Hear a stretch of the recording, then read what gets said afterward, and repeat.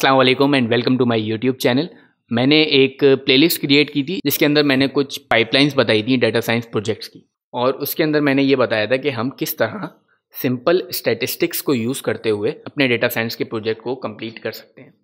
इस simple statistics को use करते हुए जो मैंने पाइपलाइंस यूज़ की थी वो थी exploratory data analysis, feature engineering और फीचर सेलेक्शन। आखिर में लेजो रिच के थ्रू हमने फीचर सेलेक्ट किए थे। इसके डिफरेंट फेजेस थे जो कि मैं आपको पहले ये बता देता हूँ कि मैंने क्या फेजेस यूज़ किए थे, और उसके बाद मैं आपको बताऊँगा कि जब हम एडवांस स्टैटिस्टिक्स की बात करते हैं तो क्या चीज़ थी जो हमने अभी इसमें मिस की, और हम एडवांस स्टैटिस्टिक्स की जो प्लेलिस्ट शुरू करेंगे जिसके अंदर हम देखेंगे कि किस तरह से हम डेटा साइंस के प्रोजेक्ट को कंप्लीट करते हैं विद एडवांस स्टैटिस्टिक्स को यूज़ करते हुए, तो उसके अंदर हम क्या चीज़ ऐड कर रहे हैं, इसके अंदर क्या कमियां हैं और इसके अंदर क्या खूबी है। तो सिंपल स्टैटिस्टिक्स के थ्रू जो हम लोगों ने पाइपलाइंस क्रिएट की थी उसके अंदर सबसे पहले हम लोगों ने अपनी लाइब्रेरीज को इंपोर्ट करवाया था। लाइब्रेरीज इंपोर्ट करवाने के बाद डेटा सेट रीड किया था। डेटा सेट रीड करने के बाद हमने मिसिंग वैल्यूज़ चेक की थी, और मिसिंग वैल्यूज़ चेक जब हमें कुछ वैल्यूज़ जो कि बहुत ज़्यादा मिसिंग लगी, जो कि 85% को क्रॉस कर रही थी, हमने उन वैल्यूज़ को डिलीट कर दिया या ड्रॉप कर दिया उस डेटा सेट से। उसके बाद हमने बाकी तमाम जो वैल्यूज़ जो हमारे पास थी, जो कि नल वैल्यूज़ जिन कॉलम्स के अंदर थे, उन कॉलम्स का हम लोगों ने या उन फीचर्स का हम लोगों ने रिलेशनशिप देखा जो हमारा टारगेट वेरिएबल के साथ बन रहा था। उसको हमने विजुलाइज कराया और हमें पता चला कि कुछ ना कुछ जो है हमारा रिलेशनशिप बन रहा है। ठीक है, तो हमने फिर उसको ऐसे ही डिलीट करना मुनासिब नहीं समझा, हमने इसको भी हम बाद में देखते हैं। अच्छा, उसके बाद हमने सेपरेट आउट किए अपने डेटा के अंदर से डिफरेंट चीज़ों को। फॉर एग्जांपल हम लोगों ने सबसे पहले कैटेगरिकल डेटा को अलग किया और न्यूमेरिकल डेटा को अलग किया।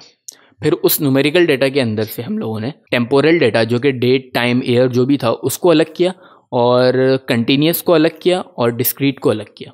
ठीक है, और कैटेगरिकल के अंदर भी हम लोगों ने कुछ चीज़ें की, वो मैं आपको बाद में बताता हूँ। पहले मैं आपको इस कंटिन्यूस डेटा के साथ हमने क्या क्या किया मैं आपको ये बताता हूँ।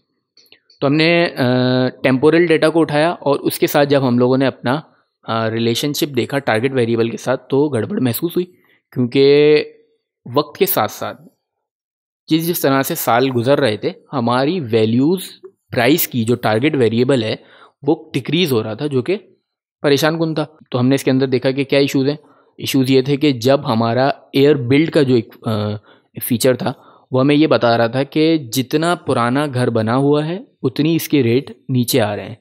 तो अगर वो एयर ऑफ रीमॉडिफिकेशन इसकी कुछ साल पहले की है तो अच्छे रिजल्ट्स हैं, अच्छी प्राइस है, और अगर इसकी एयर ऑफ मॉडिफिकेशन भी बहुत देर की है तो इसके रिजल्ट्स ख़राब हो गए प्राइस के हिसाब से। तो हमने क्या किया, हमने फीचर इंजीनियरिंग की। हमने उन तमाम फीचर्स को जो कि एयर बिल्ड के अलावा थे, फॉर एग्जांपल एयर मॉडिफिकेशन था, गैराज एयर बिल्ड था, उन तमाम को माइनस करवा दिया एयर बिल्ड से।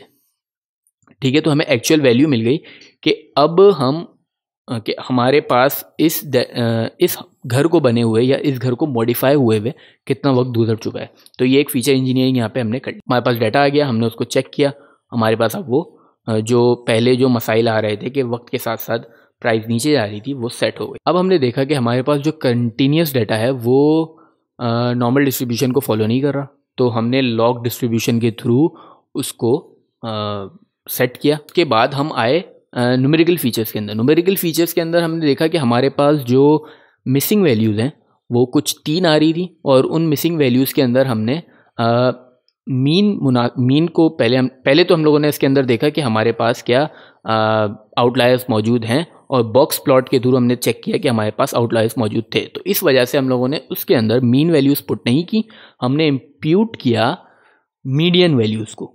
ठीक है, उसके बाद हमने इसके अंदर गॉसियन डिस्ट्रीब्यूशन को सेट किया लॉग नॉर्मल ट्रांसफॉर्मेशन के थ्रू। लॉग नॉर्मल ट्रांसफॉर्मेशन के थ्रू हमारे पास बेल कर्व शो हो गया। उसके बाद हम आए कैटेगरिकल डाटा के अंदर। कैटेगरिकल डाटा के अंदर हमने कार्डिनैलिटी चेक की, कौन से ऐसे डाटा पॉइंट्स हैं जो बहुत कम इस डाटा सेट के अंदर आ रहे हैं। उन डाटा पॉइंट्स को उठा के हमने रेयर वैल्यूज़ का लेबल दे दिया। ठीक है, अब हमारे पास जो कैटेगरिकल कॉलम्स के अंदर हमारे पास जो मिसिंग वैल्यूज़ थी उनको हमने मिसिंग कह दिया, मिसिंग लेबल दे दिया, और हमारे पास जो रेयर वेरिएबल से उनका नाम हमने रेयर नम्स के नाम से रख दिया। अब हमने क्या किया, अब हमने फीचर इनकोडिंग की।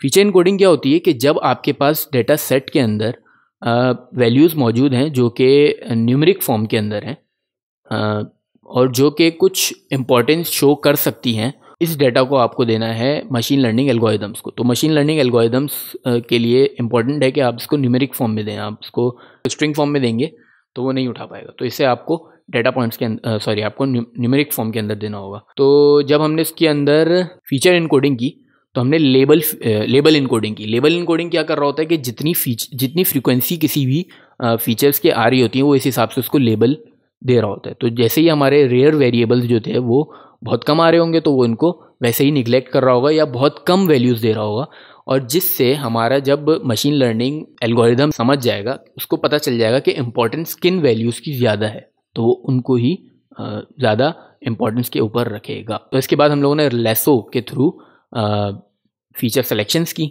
और जैसा कि हमने देखा कि हमारे पास कुछ 81-82 फीचर्स थे जो कि श्रिंक होके हमारे पास 21 फीचर्स रह गए, और उसके बाद हम उसको अगर मशीन लर्निंग एल्गोरिदम्स के अंदर डाल देंगे तो वो हमें अच्छे रिजल्ट्स प्रोड्यूस करके देगा।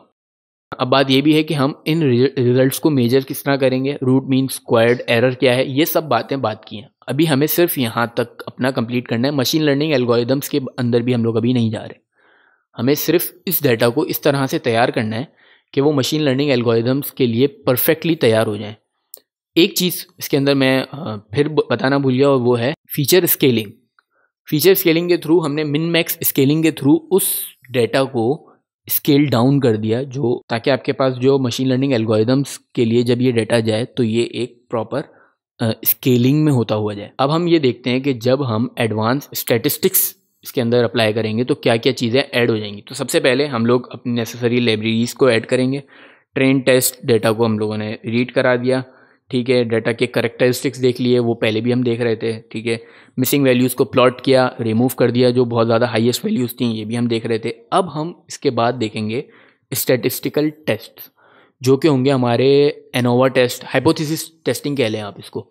तो इसके अंदर हमारे पास कुछ ऐसे फीचर्स होंगे जो कि यहीं से हमारे पास फीचर्स जो हैं हमारे पास से कटते चले जाएंगे, क्योंकि उनकी जो हाइपोथेसिस टेस्टिंग जब हम कर रहे होंगे, एनोवा टेस्टिंग कर रहे होंगे, तो हमें उनकी जो एफ वैल्यू या पी वैल्यू मिल रही होगी वो बहुत कम होगी, और हम जो इसको थ्रेशोल्ड वैल्यू जो दे रहे होंगे वो इससे कम होगा, एफ वैल्यू या पी वैल्यू जो भी होगी। तो वो आपको इंडिकेट कर देगा कि ये वैल्यूज़ जो हैं ये आपकी थ्रेशोल्ड वैल्यू से कम आ रही हैं, आप इन्हें रिमूव कर सकते हैं। तो हम ये देखेंगे कि किस तरह से इस एडवांस स्टैटिस्टिक्स के टूल के थ्रू हम इसको रिमूव करेंगे। खैर, फिर हम देखेंगे कि ये डाटा नॉर्मली डिस्ट्रीब्यूटेड है या नहीं।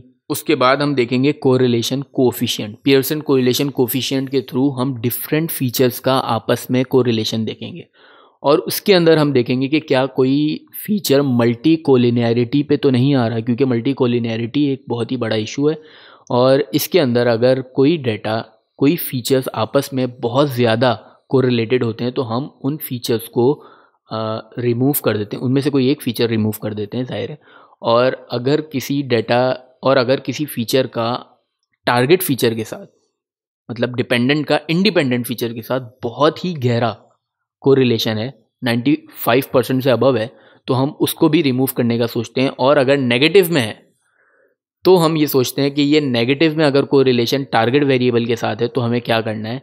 आपके जो प्रोजेक्ट मैनेजर होते हैं, आप उनसे बात करेंगे कि ये इस तरह से एक डाटा सेट, एक फ़ीचर शो हो रहा है, इसके साथ क्या किया जाए। फिर वो एक डोमेन नॉलेज एक्सपर्टीज से बात करेंगे, डोमेन नॉलेज के बारे में बात की जाएगी कि डोमेन के, अगर फॉर एग्जांपल अगर मैं इसी की बात करूं कि हाउस प्राइजेस का है, तो ये हमें बताएंगे कि हाँ ये फ़ीचर इंपॉर्टेंट है, आप इसको रखें, भले अगर इसकी इतनी नेगेटिव को रिलेशन आ रहा है फिर भी आप इसको रखें। तो ये भी चीज़ें होती हैं। अच्छा, इसके बाद इसके बाद हम टेम्पोरल डाटा को अलग करेंगे, कैटेगरिकल फीचर्स को अलग करेंगे, न्यूमेरिकल फीचर्स को अलग करेंगे, और उसके बाद हम फीचर इंजीनियरिंग करेंगे। इम्प्यूट मिसिंग वैल्यूज़ किस तरह से की जाएंगी, वो थोड़ा सा और डिफरेंट तरीके से की जाएंगी, वो भी मैं आपको दिखाऊंगा। वैसे फीचर इनकोडिंग जो है वो उसके बहुत से तरीके हैं। वन हॉट इनकोडिंग भी है, लेबल इनकोडिंग है, फ्रीक्वेंसी इनकोडिंग है, और भी इसके तरीके हैं, और इसके ऊपर मैं अलग से एक वीडियो बना दूंगा। अभी तक जो जितने आते जाएंगे मैं आपको समझाता जाऊंगा। वन हॉट इनकोडिंग क्या होती है, वो ये होती है कि जब फॉर एग्जांपल आपके पास मेल और फीमेल्स मौजूद हैं और आपने मेल और फीमेल को हटा के 0 और 1 दे दिया, मेल 0 फीमेल 1, ठीक है। तो ये वन हॉट एनकोडिंग हो गई। अगर ये ज़्यादा वेरिएबल्स होंगे और ज़्यादा आपके पास वैल्यूज़ आ रही होंगी तो आप इन्हें 0 1 जो जहाँ जहाँ वो डेटा सेट के अंदर वैल्यूज़ आ रही होंगी आप उन्हें 1 देते चले जाएंगे, और जहाँ पे वो आ जाए, फॉर एग्जांपल अगर आपके पास अगर वो मेल है तो आप 1 देंगे और अगर फीमेल है तो आप 0 देंगे। इस तरह से कार्डिनैलिटी और ये सब वो जिस तरह से पहले था इस तरह से इसमें भी हम कैटेगरिकल कॉलम्स के अंदर कार्डिनैलिटी वगैरह हम देख रहे हो।